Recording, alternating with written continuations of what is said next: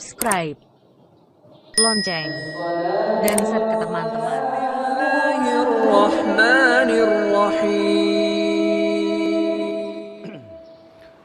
Bismillah. Assalamualaikum warahmatullahi wabarakatuh. Alhamdulillahilladzi hadana wa li hadza wa ma kunna linahtadiya laula an hadanallah. Asyhadu an la ilaha illallah wahdahu la syarikalah wa asyhadu anna Muhammadan abduhu wa rasuluh sallallahu alaihi wasallam la nabiyya ba'da amma ba'du. Hamdan wa syukran lillah. Seluruh puji dan syukur tiada henti selalu kita ucapkan kehadiran Allah Subhanahu wa taala. Alhamdulillah biidznillah wa qadarullah, izin Allah kita masih diberikan umur panjang, badan sehat, waktu luang ada untuk ke surau, dan kita masih istiqomah. Alhamdulillah. Bu, lihat aja Bu. Lama ngantuk kok. Yang ampe tadi itu hanya ada bagi hamba pilihan, ndak ada orang yang punya tu doh. Kadang umur lai panjang, badan tak sehat, ibu ya. Aduh tu banyak. Badan sehat, umur panjang, waktu luang tak ada untuk ibadah karena sibuk dengan kehidupan dan kegiatan dunia. Nah, kita aduh alhamdulillah. Waktu luang ada, badan sehat, umur panjang, kadang-kadang ada yang tak istiqomah. Kita masih istiqomah, alhamdulillah. Fa bi ayyi ala'i rabb. Tuh Bapak Ibu udah hafal itu. Mudah-mudahan semua nikmat yang Allah titipkan ke kita untuk sementara waktu selalu kita syukuri agar kita menjadi hamba yang bersyukur di sisi Allah Subhanahu wa taala.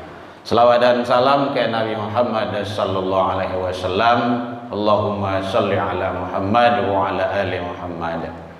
Bapak Ibu pengurus Surau Zamzam yang hadir, yang sama kita hormati, Bapak Ibu tokoh masyarakat, tokoh agama, tokoh pendidikan, Bapak Ibu jamaah yang mulia al-mukarram, al-muhtaramun, buya kita yang hadir bersama kita. Alhamdulillah. Jadi yang buat kaji tadi gitu kan di WA sama Pak Sidi, di WA sama Pak Sidi gitu kan. Bisa kan Buya, adik karena malam kini lagi kosong. Nah, insya Allah Pak Sidi siap, kami tunggu. Ini kalau Buya sagan awak tadi kan guru awak kan. Tapi Bapak Ibu, semakin banyak guru yang tiba, itu keberkahan semakin tinggi dan luar biasa dalam majlis itu Bapak Ibu. Kalau tidak dapat dia bawa beko Ibu bertanya, Bapak, tuh guru awak dong kamu menyelesaikan tuh. Biar cabian tiang putih lalu di beliau tuh. Yang indah dah. Ya Bapak Ibu ya. Jadi alhamdulillah Bapak Ibu ternyata lai sehat-sehat saja, segar-segar. Makin berkilik saya nampaknya dah. Masya Allah. Alhamdulillah Bapak Ibu, Allah izinkan kita jumpa kembali. Makasih Pak Ji, sehat-sehat selalu Pak Ji. Tapi kalau ke itu di Arai Pinang masih tetap kita di sana kajian. Bapak Ibu hadirin kaum muslimin, ternyata luar biasa surau lah salapaniku. Hebat. Kami yang tanam tak tujuh tu. Musaji tu. Ikulah salapan surau, luar biasa. Memang fastabiqul khairat itu sangat tinggi sekali. Alhamdulillah. Masih ada kesempatan waktu untuk mendaftar sebagai peserta ibadah kurban. Bapak Ibu hadirin kaum muslimin, ada nanti akan kita diskusikan seputar ibadah kurban, boleh Bapak.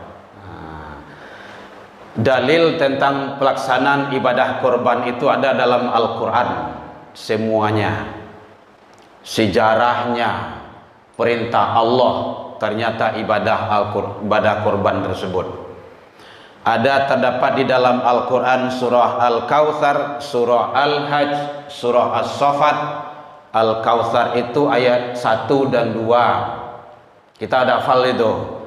Surah Al-Hajj surah ke-22 ayat 34. Itu ada tuh. Surah As-Saffat ayat 100 sampai 101. Ada tuh. Tentang pelaksanaan ibadah kurban.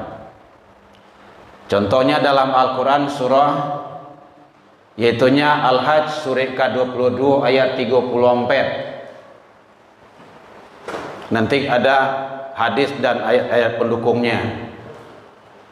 Walikulli ummatin ja'alna, dan bagi tiap-tiap umat. Jadi ada likulli. Jadi bagi tiap-tiap umat. Jadi bukan hanya umat akhir zaman. Jadi dari dulu sudah ada sejarah kurban itu. Itu Habil dan Qabil itu sejarah kurban itu. Untuk penyembelihan kurban. Liyadhkuru smallah, agar mereka menyebut nama Allah. Bapak Ibu hadirin kaum muslimin, jadi ternyata ibadah korban itu adalah perintah Allah sudah dari dulu. Korban itu asal kata dari qaraba. Qarib artinya dekat.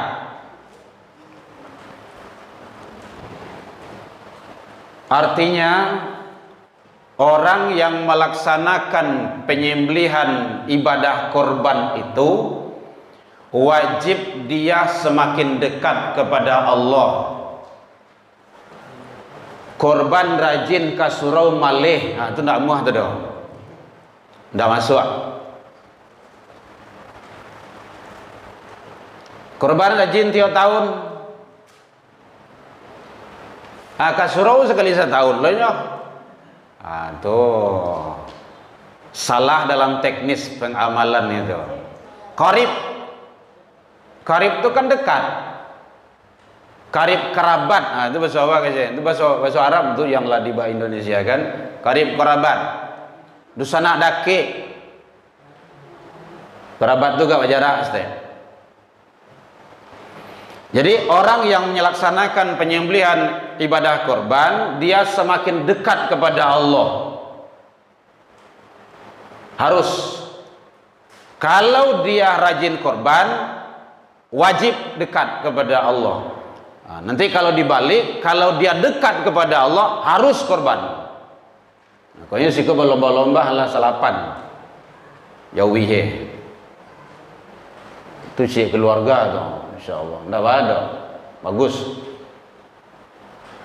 Suami istri, cik jawi, boleh. Tidak ada yang menghalang.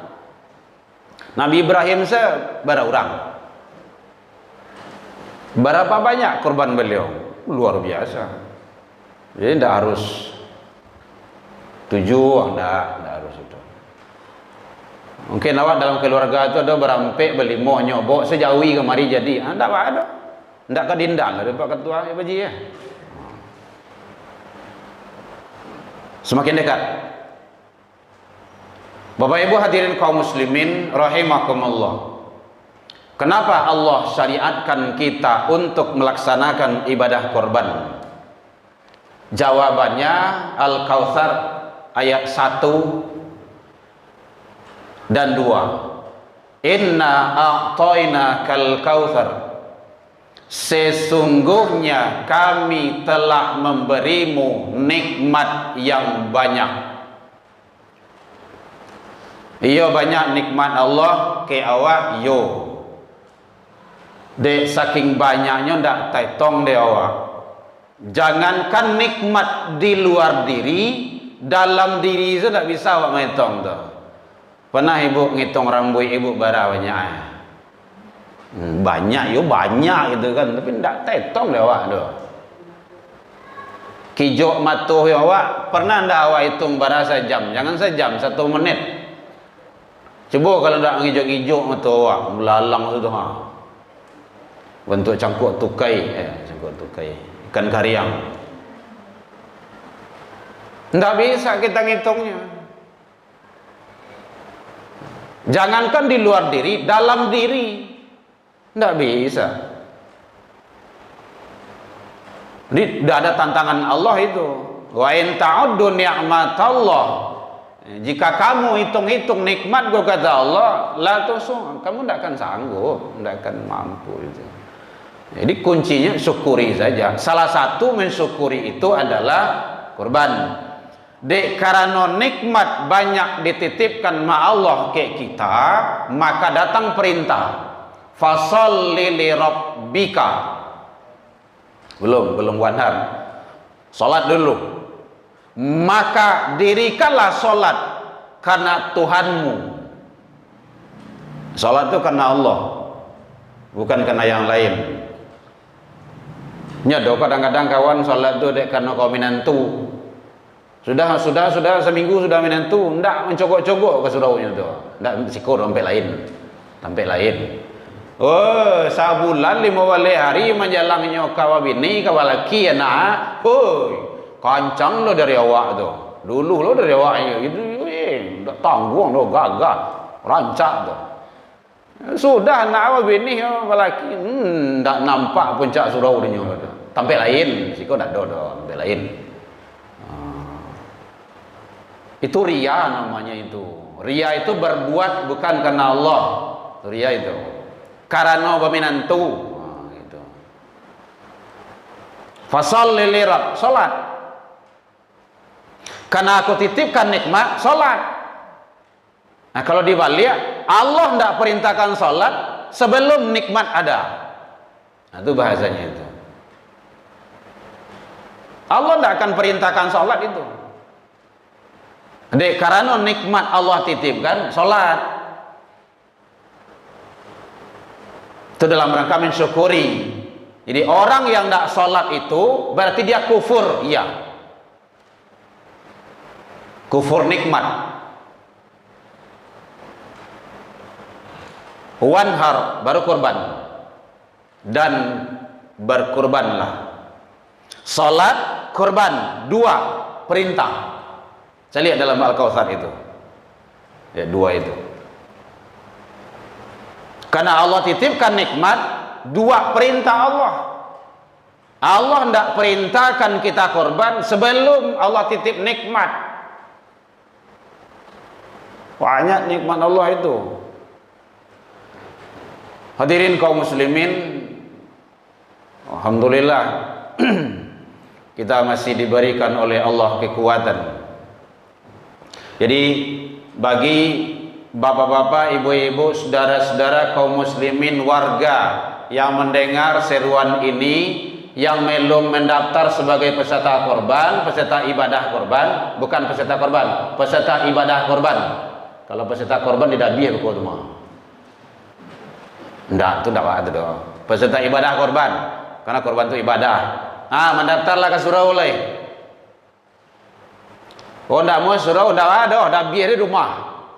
Ndak biar seorang, cancang seorang, kulii seorang, bagian seorang, asoin seorang. Nah, kerjaan seorang. Ikut dak nama di surau. Boleh. Korban itu tidak harus di masjid, tidak harus di musola, tidak harus di surau. Boleh di mana saja. Oh, di kantor jadi. Oh, ada mungkin karajo gitu kan, usaha, ada anggota-anggota awak, silakan, tidak apa-apa. Boleh. Yang penting korban. Bapak Ibu hadirin kaum muslimin, awak kini ko berapa sih? 2 juta.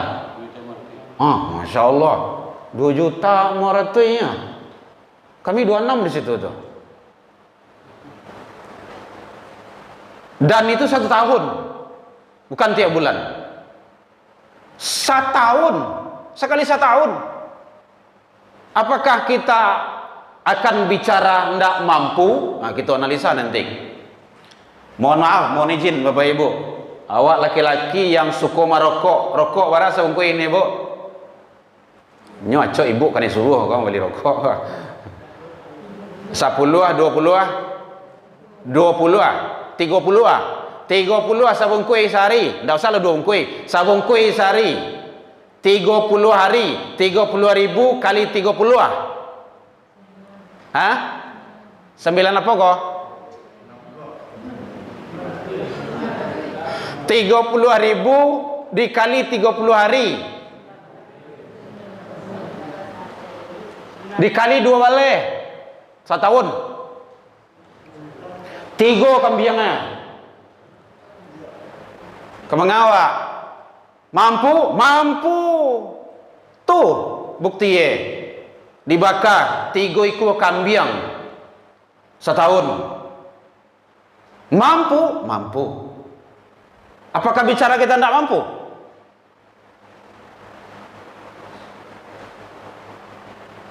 Mau atau tidak? Nah, kalau mau tidaknya itu iman yang ditanya tuh. Tapi kalau mampu itu bukti ya. Ada piti 1 juta 2 juta kini tangan tuh traktir kawan tuh. Baik makan lah, bubar bukber lah gitu kan. Atau traktir teman-teman yang lain lah. Sewantanya tuh. Kosong dompet duit itu. Ikut 2.500.000 setahun. Apalagi dalam rumah itu suami istri bakal jauh. Ada penghasilan tetap. Ada penghasilan tetap. Oh sampai sini Pak Ibu. Kemarin dalam khutbah Jumat sampai kayak gitu. Apakah bicara kita tidak mampu? Mampu. Ndak ada ndak mampu do. Allah telah tantang itu. Aku telah kau beri nikmat. Kurban. Kan ndak anak yang minta do. Ibrahim itu dulu anak dia minta tu, dah biar.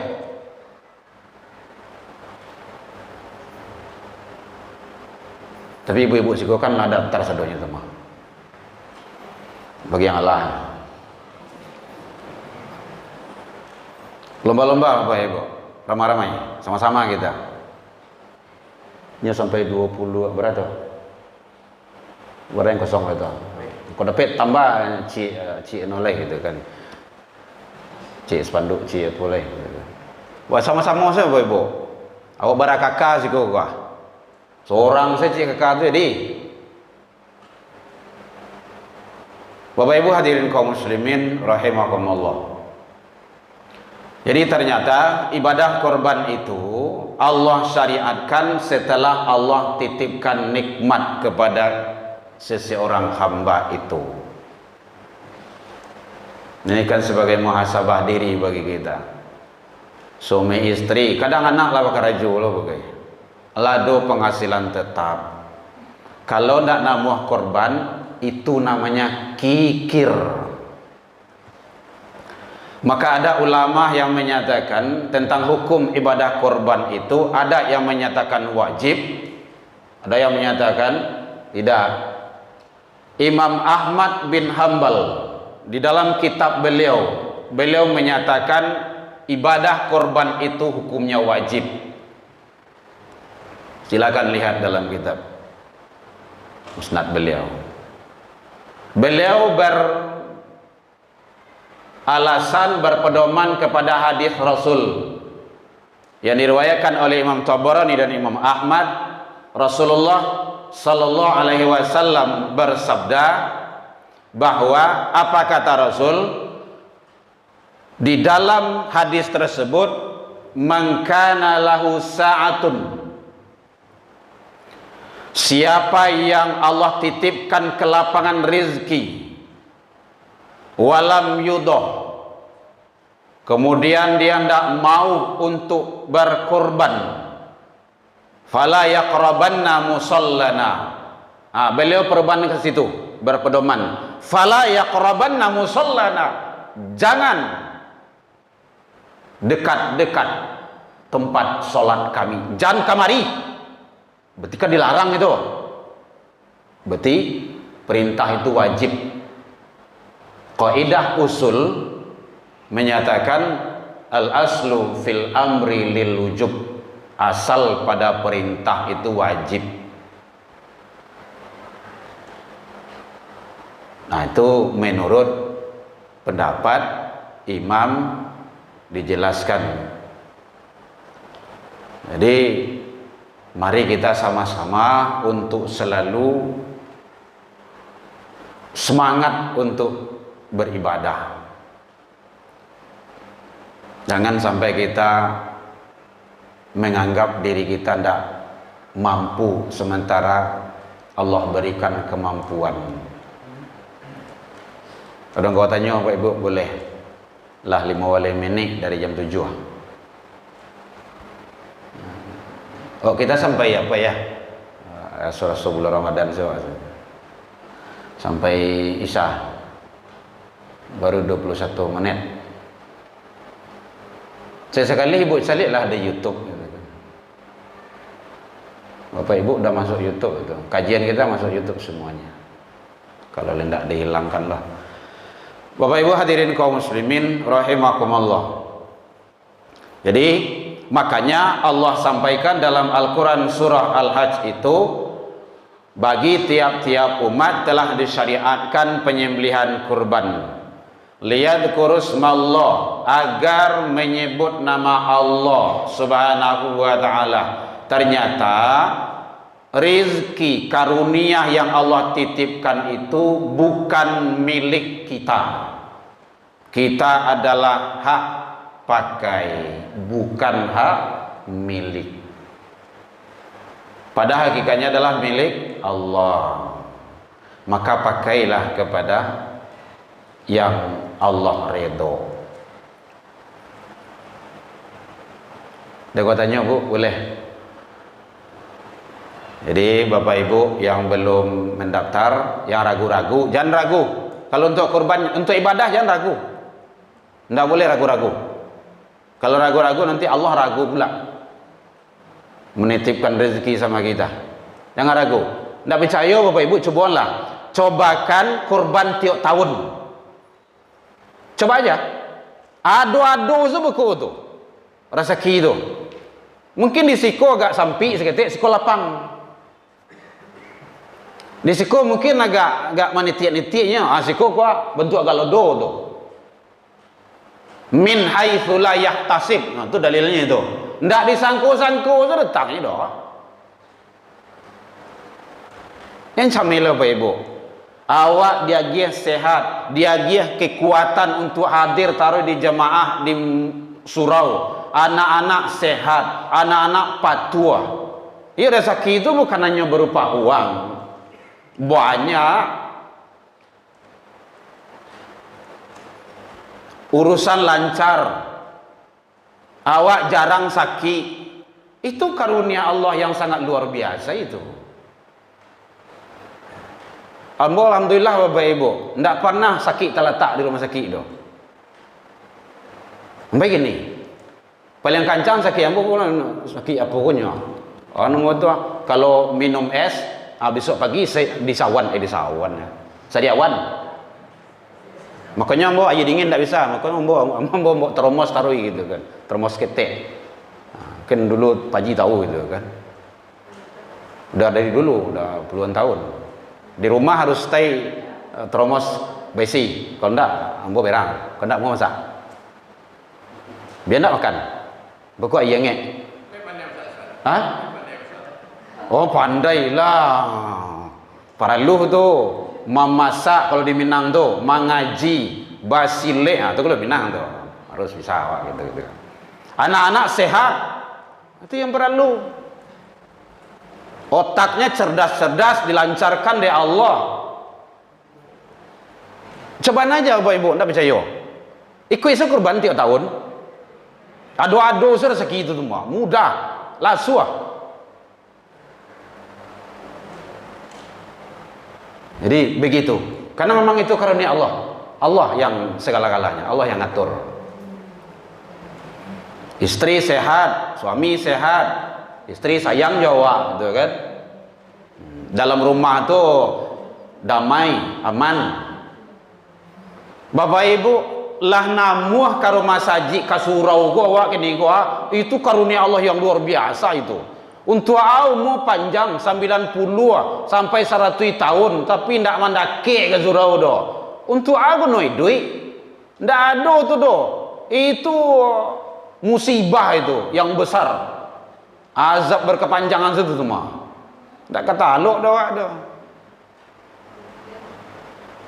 Hati-hati tu Bapak Ibu. Yang cerita umur panjang itu kalau ndak mandake ke surau. Kalau ndak menghambakan diri, ndak ibadah.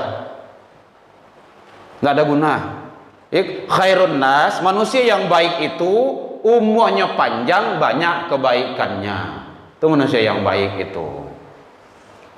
Tapi kalau akhir-akhir zaman kok standar umat Nabi Muhammad itu kan ada yang panjang loh. Makanya awak diperintahkan sholat berjamaah, bahasanya aqimu. Kalau maik dulu aqimis sholat. Memek dulu tuh sholat seorang-seorang. Bama kok sholat seorang-seorang umur 1000 tahun, 950 tahun. Awak 60 salah ngoan-ngoan, 70 salah awan tu, 90 salah batari salah dagu. Tua.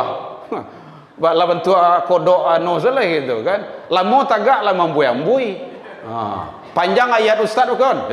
Lama ngurutu. Lamo sujud beko, lah samure dah malah sujud belakang.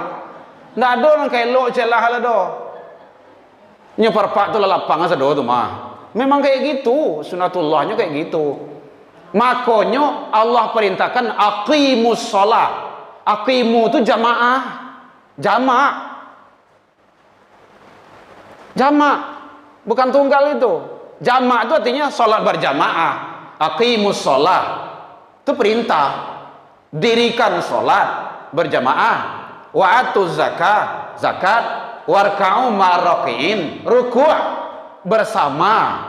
Di mana orang bersama ruku'? Ya di surau. Jamaah tu. Iku umur pendek sholat seorang-seorang so. Mamuh dah umuh dah. Rugi. Nah, jadi Bapak Ibu, tapi kita yakin Bapak Ibu jamaah ini jamaah yang setia di surau. Alhamdulillah kita selalu istiqomah. Tolong istiqomah Bapak Ibu ya. Wajibkan diri awak tu. Hukum diri awak tu. Kita sering seperti itu sampai ke anak-anak. Kalau tidak jamaah awas. Memang berbahaya Bu. Melambui. Ibu kan tidak ada mencari ambo berang kanak rumah. Kalau ambo berang kanak rumah main kabek pinggang. Coba lah macam-macam kalau hijau ibadah. Ambo kalau tidak ada cerita ham tu anak ambo. Tidak diri dia pak. Itu caranya. Ham tu tidak berlaku dia ambo. Ibu-ibu siko deh juga kan ada. Iko anak apa dia se? Apa dia asalnya kenek baru yang kenek. Lawan janggui kenek yo lah. Musibah itu. Kalau ada anak nanti masuk neraka, ayah jo mandi dulu. Itu pasti. Kalau ada istri nanti masuk neraka, kita mohon ibu-ibu jemaat ini di sini tidak, gitu kan. Andaikan ada seorang perempuan masuk neraka, 3 laki-laki yang dielo. Gara-gara seorang padusi. Siapa tu? Ayahnya.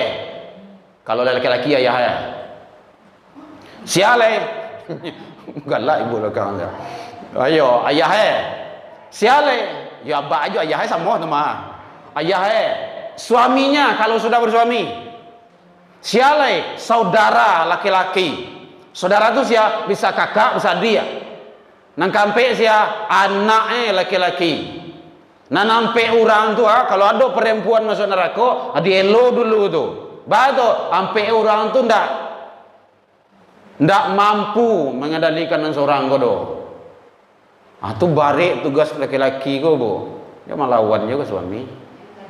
Sampai lain gitu kan. Ikut ada. Itu makanya nak bisua subuh jago yo. Ya. Lah kamai orang ndak jago do.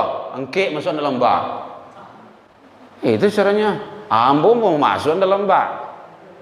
Kalau nak jago besok bah, angkit tu biar so nampak tu. Mungkin tuan. Menangis yo. Ndak sampai 3 hari menangis do, so entahnya. Subuh besoknya kancang dari awak semua. Batu, hukum itu membuat jerah. Dalam Islam kayak gitu. Nggak ada remisi-remisi dalam Islam itu. Membuat jerah supaya nggak terulang balik ya. Jadi penting Bapak Ibu, sholat sangat penting sekali. Wiridku sawananya bawa anak-anak. Ambo ndak ada anak ke dibawa lo. Kan cok sampai ke ibu kan ndak ada anak ambo ke dibawa lo. Kalau hari Jumat ambo membawa anak saya mau bawa anak orang lain. Anak tahfiz ambo mau bawa. Kamu mau dikader, dididik, dibawa, dibina, mau ya, mau bawa generasi terus itu. Sekarang masih ada yang akan dikirim ke Mesir itu, satu orang dari pondok tahfiz kita. Penting Bapak Ibu. Jadi kalau ndak supaya nanti awak ndak bermasalah besok di akhirat. Kadang si orang ustadz Bapak Ibu warik tanggung jawabnya tuh. Warik itu ndak sama aja Bapak yang lain Bapak Ibu lain-lain tuh. Masalah istrinya, masalah anaknya. Tanggung jawab luar biasa itu. Ayat-ayat tentang jilbab itu kan kayak Nabi dulu tuh. Kul, katakanlah ya ayuhan Nabi, hai Nabi, kul, sampaikan, katakan li azwajika, kepada istri-istrimu. Itu perintah tuh. Sampaikan ke istrimu. Di situ jamak tuh, li azwajika ada alif. Nah, istri-istrimu. Nah, kalau istri lebih dari ci, itu kasih itu. Jamak tuh. Wa banatika, anak perempuanmu. Ini dakwah tuh ke dalam rumah tangga dulu. Sangat bahaya kita seorang ustaz, seorang guru, bini membuka aurat keluar. Oh, tuh ustaz yang digulung dulu di mereka itu. Ini lapuk tuh. Barik tuh menjadi guru tuh. Siko tidak ada tempat lain gitu kan. Nah, makanya hati-hati kita. Jangan nampak yawana ada Pak. Oh korban. Iya. Iya nampak yawana. Mudah-mudahan hasil lah. Nampak yawana untuk uyawak sih kok. Ini kan ada wacana dari Menteri Agama. Itu mengkoordinir teman. Di seluruh Indonesia. Kira-kira tanggapan dari Koordinirnya Pak Pak. Kirim beti ke nyawa dah. Tidak salah. Awak kan ada bendera awak mah. Payah kok balik kok. Kok ada kan yang berang lah YouTube mu kok. Enggak usah. Langsung saja. Langsung ke bendahara awak cari jauhi wali. Bawa mari jauhi itu lah. Man dah biar. Enggak usah lah.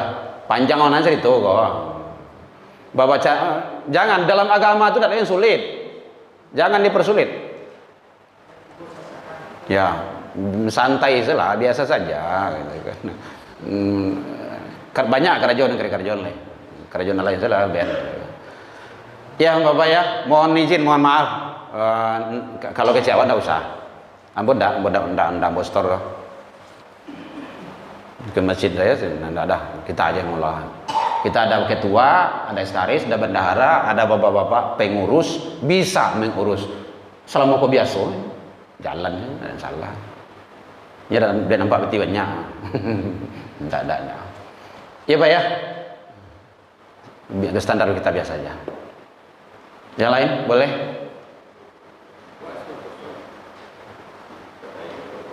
Iya.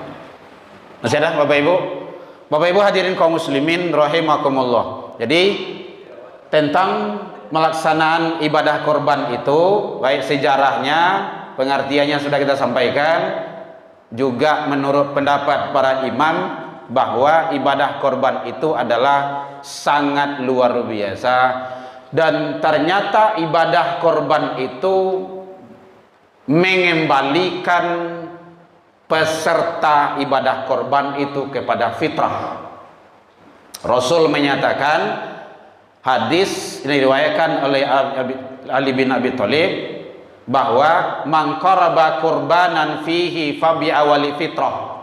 Siapa yang ikut menyelenggarakan ibadah korban, dia kembali kepada fitrahnya. Katsras min damihi, tak kalah tetesan darah ke bumi dalam pemotongan hewan korban itu, ghufira lahu, Allah ampunkan dia. Dia itu maksudnya peserta ibadah kurban itu. Wa zunuba ahliha. Ah tuh. Kau baru orang sekitarnya, dan dosa-dosa keluarganya. Kalau bapak ikut sebagai peserta ibadah korban, ibu mendapat ampunan dari Allah karena bapak ikut. Kalau anak ikut menyelenggarakan ibadah korban, ayah jomande dapat ampunan dari Allah karena anak ikut. Itu hebatnya ibadah korban itu. Wa dzunuba ahliha, baik yang masih hidup ataupun yang sudah wafat, yang sudah meninggal. Nah, itu kan luar biasa itu. Itu hebatnya ibadah korban itu. Jadi bukan hanya nilai-nilai sosial yang ada di dalamnya. Ini sosial ini juga, iya, banyak. Kerjasama, iya Pak? Iya meninggal Pak, sebenarnya.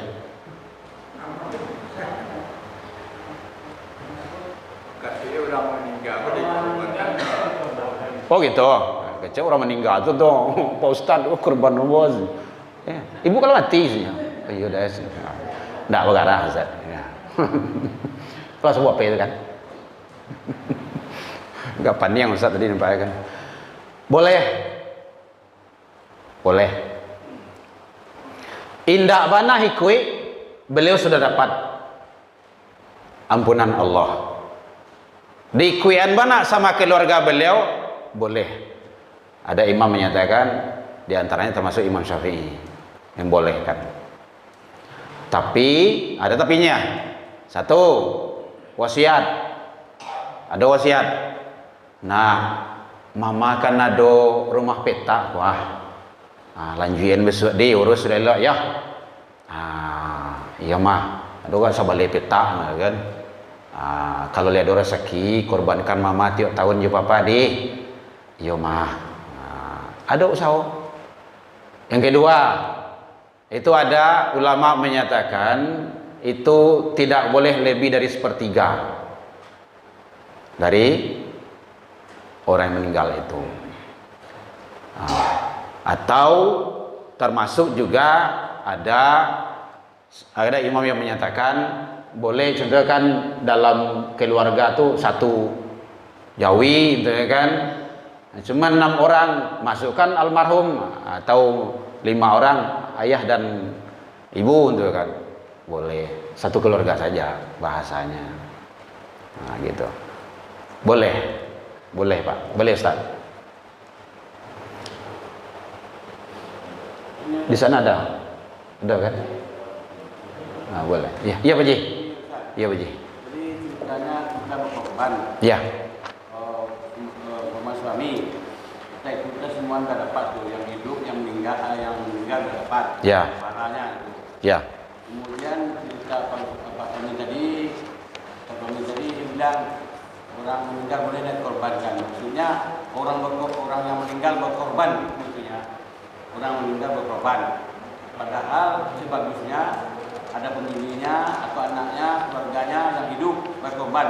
Ya. Dia yang meninggal sudah dapat korban. Ngapain artinya yang berkorban, yang meninggal itu yang berkorban? Oh gitu. Sebenarnya perintah ibadah korban itu orientasinya satu, orang hidup. Orang hidup. 2, penyelenggaraannya juga orang hidup. 3, dimakan dan konsumsi juga untuk orang hidup. Maka sebaiknya terakhir ijma para ulama itu cukup keluarga saja. Itu orang tua almarhum, almarhumah, atau yang lainnya, bukan hanya ayah dan ibu atau anak atau siapa saja, itu sudah mendapat ampunan dan kebaikan dari ibadah korban yang diselenggarakan oleh keluarga tersebut. Yang kita harapkan kan pahala, udah dapat pahala kok. Nah gitu. Jadi sebaiknya keluarga yang hidup saja yang menyelenggarakan. Ya. Oh mereka sadar. Ya. Itu gunanya awak ada buya itu kan. Oh mereka sadar. Iya ya. Kan banyak yang hari raya itu berada macam pasok kan. Ya. Kamu mereka sadar Aku mau puasa lupa aku. Baik, makasih Buya. Iko Buya ndak bertanya zona aku dah. Baik, bukan puasa, menahan. Kalau puasa itu sampai sanjo, sampai sore. Sejak mulai diterbit fajar sampai terbenam matahari, itu yang puasa. Bahasa situ bukan puasa, menahan. Jadi capek-capek siap sholat tuh capek, kemudian capek dabiah, capek masak supaya bisa untuk dikonsumsi. Nah, itu intinya itu. Nah, supaya tidak lama menahan gitu kan. Jadi bahasa di sana kan awak dek menahan kan dari dulu orang tua mengeceng kan puasa saya gitu kan. Nah, puasa itu menahan iya, tapi tidak setiap menahan itu yang dikatakan puasa. Jadi itu bukan puasa bahasanya, tetapi itu adalah menahan sampai selesai pelaksanaan Idul Adha. Nah, gitu. Jadi kalau capek Idul Adha-nya, ya capek lah selesai berbuku makannya gitu kan. Kalau lembek itu lembek loh gitu kan. Nah, mas segera kan. Jadi penegasannya sampai sholat. Iya. Iya, jangan sampai sore lah kok. Dan sampai selesai korban. Enggak. Sampai korban lita kok panitia kok. Panitia tuh tenaga, bapak lupa lu. Iya, bagulat dia jauhi bagai. Kata lo terkahal itu dah. Ya, Bapak Ibu ya, bukan puasa tapi menahan sampai pelaksanaan ibadah Idul Adha. Nah, setelah itu minum lagi ya, minum mau makan gitu. Baik, demikian saja Bapak Ibu, mohon maaf saya atas nama pribadi dan keluarga Herman Tanjung, taqabbalallahu minna wa minkum taqabbal ya karim. Dan juga karena ini pekan kelima, saya mohon doa sekali lagi. Anak saya yang ketiga Pak Haji mau berangkat ke Al-Azhar, mohon doanya Pak Haji. Yang dua sudah di sana, yang ketiga Madinah, kalau tidak di Ummul Qura di Mekah. Mohon doanya Bapak Ibu di sini, mudah-mudahan Allah ijabah doa terbaik kita. Alhamdulillah ilal liqa fastabiqul khairat wabillahi taufiq wal hidayah. Assalamualaikum warahmatullahi wabarakatuh.